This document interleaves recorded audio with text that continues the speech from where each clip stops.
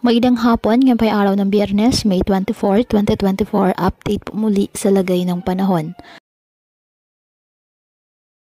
Ayon sa Pag-asa, isa na pong ganap na tropical depression o bagyo ang binabantayang low pressure area sa silangan ng Hinatuan, Surigao del Sur. At may local name na bagyong Agaton ng Pag-asa, ang unang bagyo ngayong taong 2024. Huling namataan ng bagyo sa may silangan ng Hinatuan, Surigao del Sur. Kumikilos ito pakanluran sa bilis na 30 km per hour at may lakas ng hangin na aabot sa 45 km per hour at pagbugsong 55 km per hour. Dahil po dito, nakatas na ang tropical cyclone wind signal number 1 sa Eastern Samar, Dinagat Islands, Siargao Islands at Bocas Grande Islands.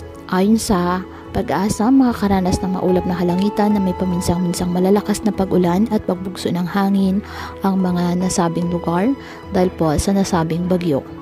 Base naman sa forecast track ng Pag-asa, inaasahang lalapit ang bagyo sa Eastern Visayas bukas ng umaga at mas lalakas hanggang maging tropical storm category pagsapit ng alas 2 ng hapon.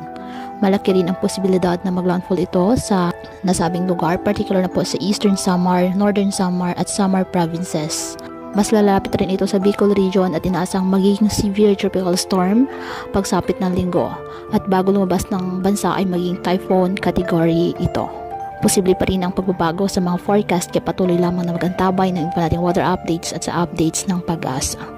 Kaya patuloy pa rin po natin na pinag-iingat ang ating mga kababayan sa banta pa rin mga posibleng pagbaha at pag-uho ng lupa lalo na kapag may malalakas na ulan at ugaliin po na magdala palagi ng payong o kahit anong panangga sa ulan. Hindi ka naman po sa init ng araw kapag lalabas ng ating mga tahanan. At yan po muna ang update sa lagay ng panahon ngayong araw. Muli patuloy po tayo na mag-ingat at palaging tandaan, God loves you. Stay safe and God bless.